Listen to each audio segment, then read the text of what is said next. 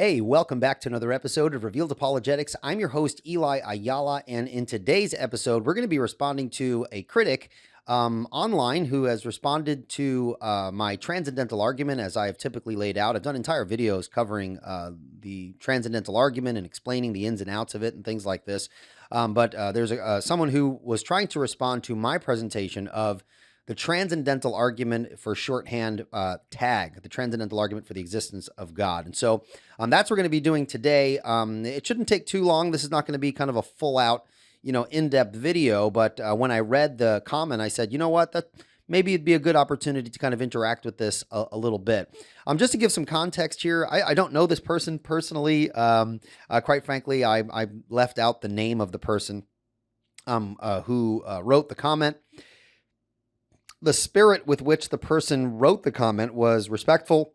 It wasn't like they were, being, antagonistic or disrespectful or anything like that. So this is not like I'm going to stick it to this person. This is just, I read the comment. It was interesting, and I thought it would make good for a response here and might be useful for folks. Okay, so that's what we're going to be doing today, and so I'm very much looking forward to it. I really do enjoy when I do read the comments, by the way. So all of the comments. So I don't interact with all of the comments, of course, but I do read them because I get a little notification in my email. And so I like to read through, and every now and then I will read a comment and I'll say, hey, maybe I'll respond to that.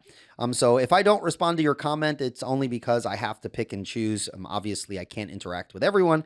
As you guys know, we are at 11,000 something subscribers here on Revealed Apologetics. And so obviously we don't get that many comments, but we do get a lot of comments. And so I can't interact with all of them. So I do apologize. But hopefully this will be useful for folks as we kind of walk through this particular objection. Now, what I'm going to do is I'm going to read the entire objection to you. In the comments. I'm going to read the whole comment to you. So it's a little bit lengthy, but I think it's easy to follow along. Okay. Now I want you to put your thinking caps on. Okay. For Christians who are listening to this and want to have some instruction here in terms of how to interact with various criticisms, I want you to think and ask yourself the questions, right? What is wrong with the objection, right? Where are there some mistakes in logic? Where are some if there are any instances of self-refutation and things like this, you want to be mindful when you're reading through a comment. See, apologetics can be done in multiple contexts, right? You can be interacting with someone face-to-face, which is something I prefer more than interacting with comments and things like this. You could be doing a debate. You can be responding to someone through text and things like that. Either way, you want to be able to train yourself to identify and analyze what is being said so that you could respond accordingly and interact with what they're saying and use logic and philosophical analysis as you sift through the nature of the objection that is being posed against the Christian position, in this instance, the specific transcendental argument that I've laid out. Okay, so here's what this individual says. I'll read the quote here, just as it was. I kind of just cut and pasted here. The person says, "I've said this a million times, but I'll continue screaming it into the void as per your argument in previous videos." And again, the person is not speaking antagonistically. They even kind of followed up with another comment saying, hey, it's not like I'm upset or anything. It's just, I wanted to lay this out here. So here's how he lays out my argument. Premise 1, if knowledge is possible, the Christian worldview is true. Premise 2, knowledge is possible. Conclusion, therefore the Christian worldview is true. He goes on to say, I will attempt as a layperson with zero training in philosophy to demonstrate how you are not making a sound argument. You are simply making an unjustified claim. He goes on, your argument boils down to if X, then Y, X, therefore Y. Now, real quick, just to give you kind of context here, if you're listening here, the structure of the argument that I've laid out is in the modus ponens argument, which goes something like, if P, then Q, P, therefore Q. Okay. Now, just real quick, in his simple laying out of my argument here, I just want to highlight the transcendental nature of my argument. So I'm saying here, if X, then Y, because X is, if X, then Y, X, therefore Y. The Y here is the case, okay, I'm arguing, because it is the necessary precondition for X, okay? So if knowledge is possible, then the Christian worldview is true because the Christian worldview is the necessary precondition for knowledge. That's kind of just clarifying what I mean there when I lay out the argument form there. Introducing All Access, your premium gateway to deeper apologetic and theological insights. Through Q&A sessions, theological lectures, and exclusive bonus content, All Access takes your learning to the next level. Support the ministry of Apologia Studios while unlocking incredible resources like Ask Me Anything, which is an interactive live stream featuring Jeff Durbin. We have the Academy featuring theological lectures from leading experts and exclusive content from shows like Apologia Radio and Cultish. With more exciting content on the way, there's never been a better time to join. Visit apologiastudios.com and click join to get started today. Now, he goes on to say, and I appreciate this, he says, your argument is valid, structurally speaking. It works well. I actually respect that you've boiled it down so succinctly. I often find the presup argument hard to follow because it gets bogged down with terms and jargon. So kudos. Yeah, I appreciate that because I agree. There is often a lot of imprecision in terms of how people lay out the transcendental argument. And I think it is because they're, granted, you might be speaking to someone who is not philosophically trained or they're not trained in logic or anything like that. And they're using kind of popular presuppositional talking points, which I don't think there's anything in principle wrong with that. Obviously, we're not logic machines when we talk to people. We're not, speaking in syllogisms and things like that. So I get it when presuppositionalists out there say, by what standard or Christianity is true by the impossibility of the contrary. Those are just non-sophisticated. They're how can I say this? They're non-sophisticated ways of presenting the transcendental challenge. So I think they're entirely appropriate. However, you obviously want to make sure that we expand and explain what we mean when we say those things. We have to be willing to argue our point, okay? This is very important because when we're doing apologetics, we're not simply just making assertions, although that's what we're often, accused of doing. We're making an argument, okay? So given the specific context, obviously some context will warrant laying out the argument in a more structured fashion, and in other, informal context, it's going to involve kind of just using these quick summary points, right? Christianity is true by the impossibility of the contrary. Well, what do you mean by that? Well, and then we can kind of hit the ground running. Now, when you are presenting the argument in a more, formal setting, you might want to be a little bit more sophisticated and precise in terms of how we lay out the argument. And I think that's entirely appropriate. Now, another thing that I think is an issue is that a lot of people have trouble laying out the argument because there is actually some debate. And there has been some debate as to whether the transcendental argument for the existence of God ought to be laid out in like syllogistic form. The reason why I lay it out in syllogistic form, I don't believe Van Til ever did. Although I do believe Van Til laid out his argument. I don't think he laid it out in kind of like a rigorous logical format, at least to my knowledge. But the reason why I did it is because I want to have my opponent or the person, my interlocutor, to see the line of reasoning that I'm using to make the point, the transcendental point that I'm trying to make. Now, that said, okay, for me personally, I've laid it out in the modus ponens, but that doesn't mean that we defend the argument in the garden variety way when you're talking about, some other proposition that's being proven. Because remember, it is a transcendental argument. It has a transcendental thrust to it that I think differentiates it from a generic, deductive kind of argument or an inductive argument or an abductive argument or anything along those lines. Okay. So just to kind of add some context there. So the gentleman says your argument is valid. Structurally speaking, it works well. I actually respect that you've boiled it down so succinctly. I often find the presup argument hard to follow because it gets bogged down with terms and jargon. So kudos. Then he goes on to say, but an argument's validity does not speak to its truth. You must first show the premises are true before you have made a sound argument.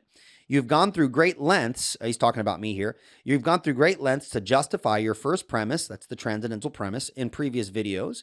You argue that Christianity is the only worldview that can fit the role of foundational prerequisite for knowledge. And now notice here what he says here. This is interesting, and this will be relevant into how I respond here. He says, while I do not personally find this convincing, for the sake of discussion, I'll grant this point to you. Okay? What point is he granting to me? He goes on to say, Christianity is the only worldview that makes sense of knowledge and reason. Great. Okay? So this is where he's going to grant my position. okay, here, hypothetically, okay? So before we kind of get into that, I want to go into what he said here. He says, while I do not personally find this convincing. Okay, so on that point, yeah, that's fair, right? And we want to make the emphasis then, though, that there is a difference between proof and persuasion. If the argument is good, then the argument proves what it tries to argue. Okay, whether you're persuaded about it or not is an entirely different issue. I hear people all the time say, this is not very persuasive, or I'm not persuaded, or I'm not convinced. The argument really isn't, arguments, right? They're walking through the logic to show why some proposition is true or a position is true. Whether you're convinced or not is entirely a subjective thing. I've given responses and made arguments to people in various contexts where they have been convinced of what I've said. Okay. People say, well, where does this work in the real world? Yeah, it works in the real world, right? I don't pick an apologetic methodology, and I don't use certain apologetic arguments for their practical nature. I'm not a pragmatist in that regard in terms of apologetics. I do what I do in the way that I do it because I'm convinced that biblically, the argument and this method, presuppositional method, derives from a consistent application of biblical principles. Philosophically and logically, I think the transcendental argument is good, okay? And if it's good, I think it will, quote unquote, work in terms of explaining to someone the reasoning behind why I'm saying what I'm saying. And then, of course, as a Christian, I'm trusting also that the Spirit of God is working in the heart of the individual. Have I ever experienced someone that I've shared the faith with and gave arguments to and responded and answered their questions that they become a Christian? Yeah, of course I have. Okay. This is why, people say just because you're not convinced and God hasn't opened your eyes to the truth of the Christian worldview doesn't mean it's superfluous for me to try to do what I do. I've had firsthand experience and evidence. That's right. Evidence that the things that I'm saying God uses and brings people to himself. I've experienced that personally. Okay. But nevertheless, there is a difference between proving something and being persuaded. Now he says here, let's get back into this. He says, while I do not personally find this convincing for the sake of discussion, I'll grant this point to you. Okay. Christianity is the only worldview that makes sense of knowledge and reason. Great. Okay. But then he takes an interesting turn that I did not expect someone, because now the point of my argument that he's going to attack is a point that I didn't expect people to attack. Okay. So let's hear him out. He says, but now we have premise 2. Okay. What is the argument? If knowledge is possible, the Christian worldview is true. Premise 2, knowledge is possible. Conclusion, therefore, the Christian worldview is true. Okay. All right. He says, but now we have premise 2. How can you justify that knowledge is possible? He goes on to say, it seems you've backed yourself into a corner. Remember, you've effectively demonstrated how the materialist can't do this. You've demonstrated how no other religion or philosophical worldview can either. After all, the Christian worldview is the only valid justification for knowledge. As I see it, you're left with 2 choices, and he gives us 2 choices. Choice number 1, we have to admit knowledge isn't true in an objective sense and is only true in as much as our human schools of thought can go, i.e. true in some relativistic or self-coherent sense.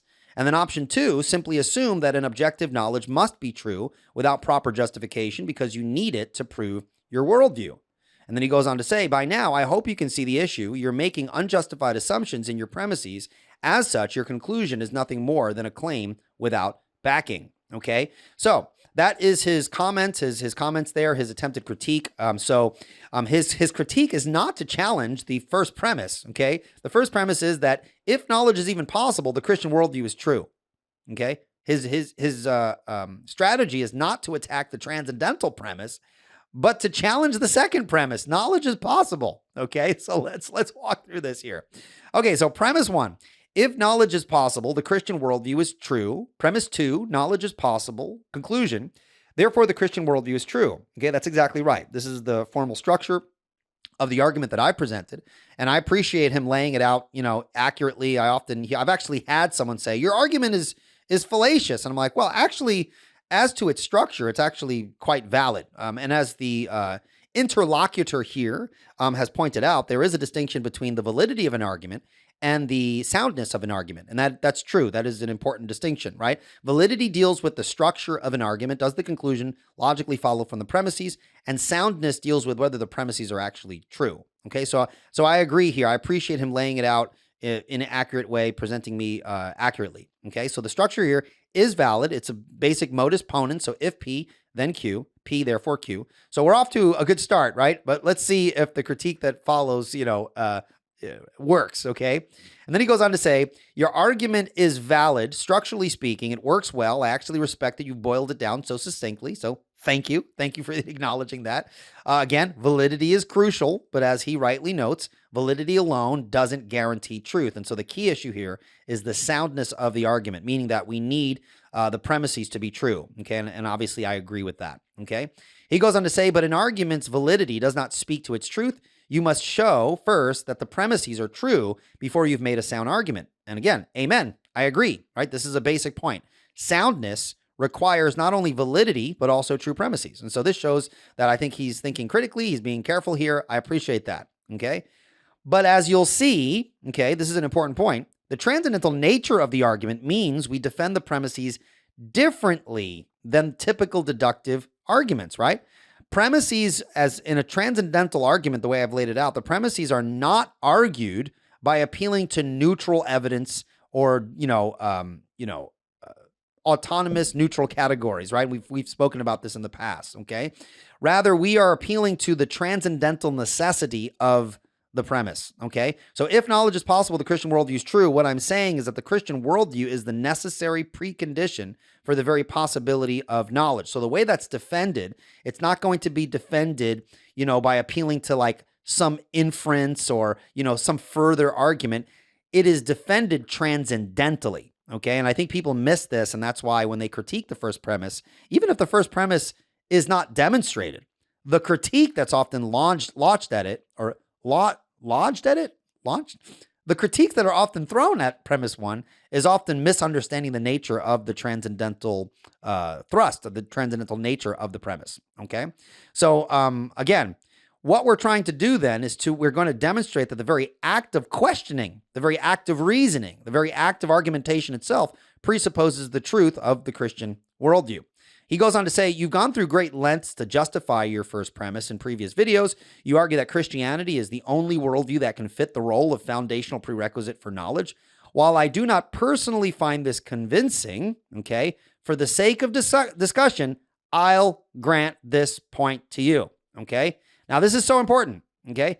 If you're granting, for the sake of argument, that Christianity uniquely provides the necessary precondition for knowledge, then that portion of the argument stands secure, okay?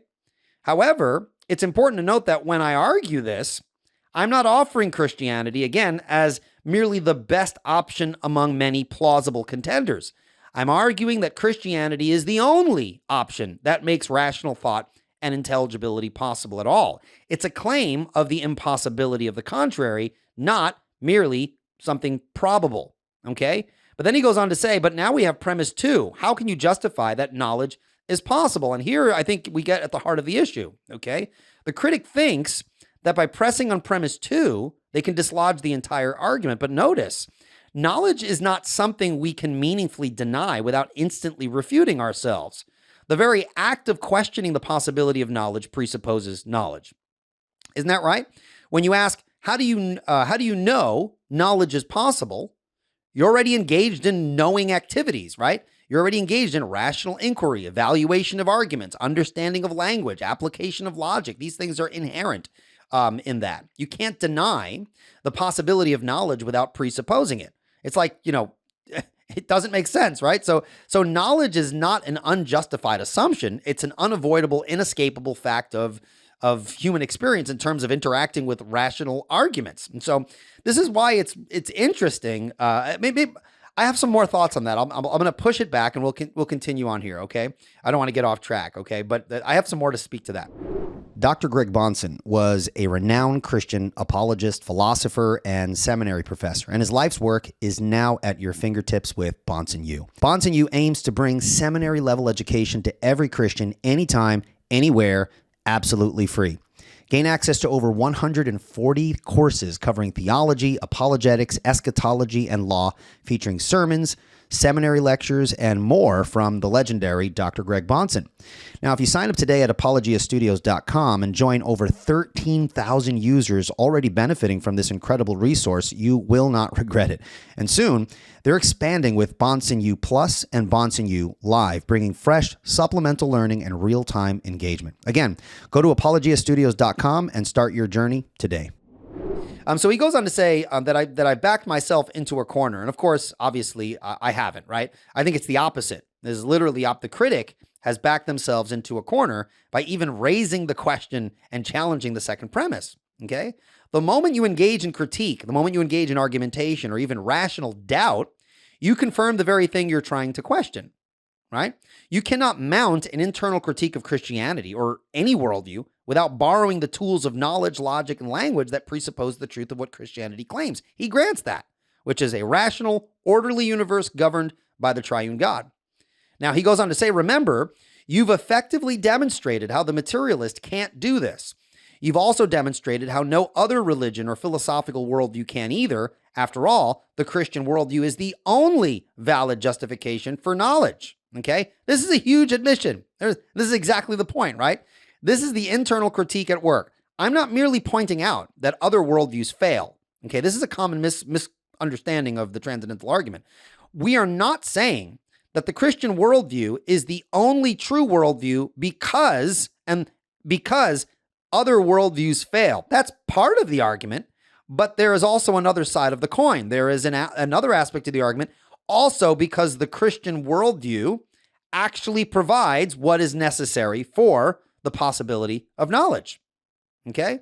So I'm showing that the Christianity succeeds because it alone supplies the transcendental preconditions for knowledge: universal, immaterial, unchanging laws of logic, moral obligations for truthfulness, the correspondence between the mind and the world, etc., because it alone is rooted in the character and revelation of the eternal, personal, triune God. The Christian worldview, in terms of its ontology and metaphysics, its epistemology and ethics, have the ingredients necessary to make something like knowledge and intelligible experience possible at all. Okay? And so he goes on and gives us our ultimatums, right? He says, as I see it, you're left with two choices. One, admit knowledge isn't true in an objective sense. I'm not sure what he means by that. And is only true in as much as our human schools of thought can go. True in some relativistic or self-coherent sense, he says. Again, this is a false dilemma, okay? And again, this is just a basic fallacy in logic, right? A false dilemma or a false dichotomy is when you're given kind of like two options when in fact there's another option, okay? So he says here, I'll read it again. He says, you're left with two choices. Admit knowledge isn't true in an objective sense, and it is only true in as much as our human schools of thought go, i.e. true in some relativistic or self-coherent sense, okay? And of course, there's a third option. And the third option is accept that knowledge is possible objectively because the Christian worldview is true, okay? It's not relativistic, nor is it an arbitrary assumption. It's a transcendental necessity. It's true by the impossibility of the contrary, which is what he grants when he grants the truth of the transcendental premise of the argument that I've offered, okay? Either you account for the possibility of knowledge through the triune God revealed in Scripture, or you destroy the meaningfulness of knowledge claims altogether. Right? To say knowledge is only true in some relativistic sense is self-defeating. The very assertion that knowledge is relative would itself claim to be known objectively, thereby undermining itself. So it wouldn't work, okay? He goes on to say, with his other option here, he says, or we could simply assume that an objective knowledge must be true without proper justification because you need it to prove your worldview, okay? And of course, I'm going to say to that, no, right? That's not at all what's happening, right? We're not assuming objective knowledge without justification, okay? Rather, the Christian worldview uniquely justifies the existence of objective knowledge because God is the creator of a rational cosmos and man is made in God's image to think God's thoughts after him. The very fact that you expect arguments to be rational, the very fact that you expect arguments to be valid and sound is itself proof that you live in God's world, made in God's image, governed by God's revelation, even if, as the Bible says, you suppress that truth in unrighteousness. And so the Christian is not assuming knowledge unjustifiably. The Christian is the only one justifying knowledge as intelligible at all.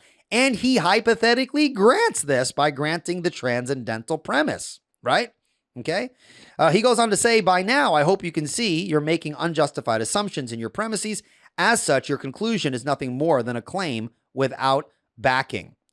No, unless you're rejecting knowledge, okay, right? I mean, think about this.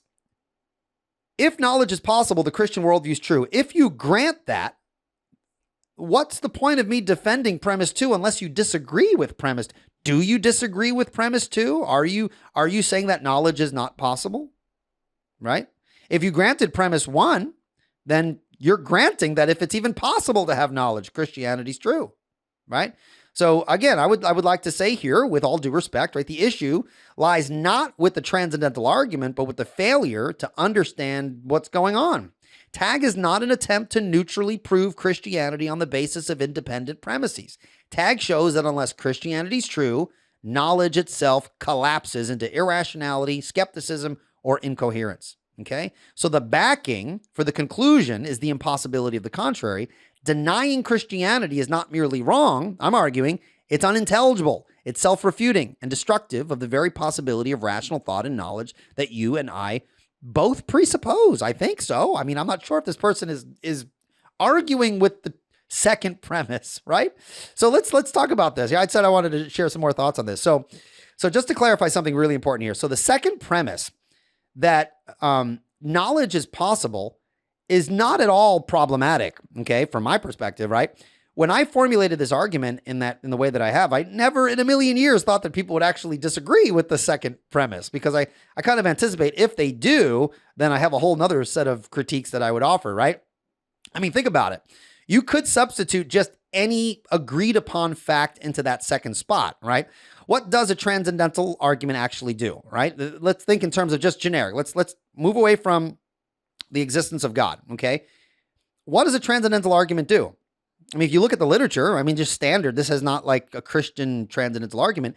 It takes some agreed upon feature of human experience, something both parties agree, and asks the critical question, okay? What must be true in order for this agreed upon fact to be possible at all, okay? That's how transcendental arguments work. You don't have to convince the other person of the fact itself.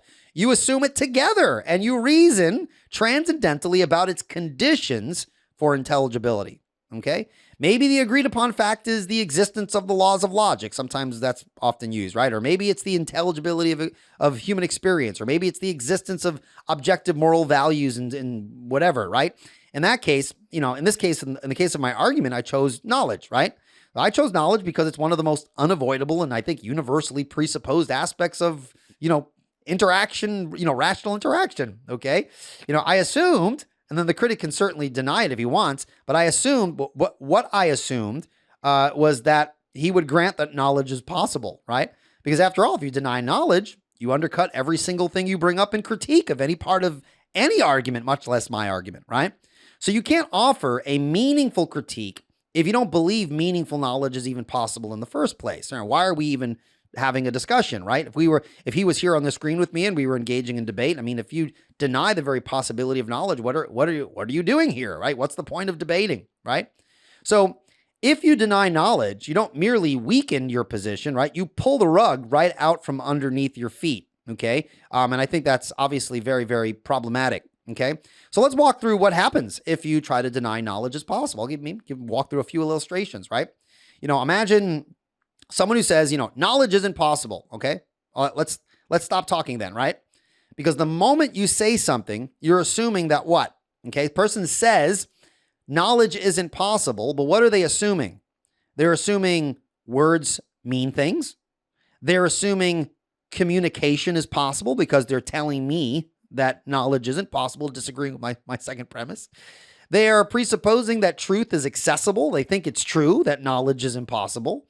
And they're also assuming that there's, rational thought can link ideas together. Otherwise, their very sentence would be incoherent. Okay? You can't even speak without assuming the possibility of knowledge. The very act of forming a coherent sentence presupposes that you know what you're talking about, even if you're saying we can't know anything, right? It's self-defeating. It's like trying to, I can't even think of an analogy. I mean, hopefully you see the clarity of my point here, the irrationality of denying this premise. Now, maybe he doesn't deny it, but then why bring up the issue, right? Why attack the second premise? That's going to be the thing that we're agreeing on, right? So there you go. Suppose someone says, well, maybe we should doubt that knowledge is possible, right? Again, but even doubt itself presupposes knowledge. If you look at some of my past videos, I think I had, I don't remember who I had with me, but we talked about doubt presupposes God. That's true. The doubt presupposes knowledge, which knowledge requires God. And that was the nature of the argument that I gave. Okay. So think about it. To doubt something is to know what it would mean for it to be true, right? To recognize a standard, it would have to meet, it'd have to meet a standard. To realize that a standard isn't satisfied, you have to know those things. You assume those things when you doubt. If you can't know anything, you can't doubt anything either, right? Skepticism presupposes the very thing that it denies. Okay. What about someone who says, maybe logic exists, but knowledge doesn't? Okay, well, that won't work either, right? Logic is itself a tool of knowledge, isn't it, right? When you say if P, then Q, or either P or not Q, what are you doing? You're engaging in acts of logical reasoning that presuppose the ability to know logical relationships between various propositions. And so you can't wield the sword of logic while sawing off the very branch of knowledge that lets you grasp at it, right? It's self-refuting. It's self-vitiating. Okay. Suppose someone says, well, you haven't provided evidence that knowledge is possible if someone wanted to go that route, but again, I just asked the person, what are you doing when you ask for evidence, right? You're assuming, right, that evidence is something that's meaningful, that evidence can be understood, that evidence can be evaluated and judged and so forth, right? In other words, you're assuming that knowledge is possible, right? Asking for evidence from a standpoint of radical skepticism is like demanding a driver's license while insisting that roads don't exist. Why are you asking for a driver's license? You don't even intend to drive on a road. Roads don't exist. Doesn't make any sense. Okay. So let's summarize this. So the second premise, that knowledge is possible, is not a controversial point. It shouldn't be. Okay. It's, I think, an inescapable precondition for even raising objections at all. Okay. And so let's look at the structure again. If knowledge is possible, the Christian worldview is true. Knowledge is possible, therefore the Christian worldview is true. The second premise is not on shaky grounds unless you're going to deny the possibility of knowledge. We argue he's granted that if Christianity is true, then knowledge is possible, right? Again, I'm just trying to put him in a positive light. If he grants the first premise, but he's challenging me on the possibility of knowledge, I don't get where he's, what he's trying to do here. I mean, it seemed like the second premise is something that we would agree. Maybe you can disagree with how knowledge is defined. I suppose you can go that route. Maybe you don't think knowledge is like a justified true belief, or you want to have some like definition of knowledge using like concepts of warrant or something along those lines. Yeah. I would, again, transcendental arguments take something that we agree on and then ask what the preconditions are.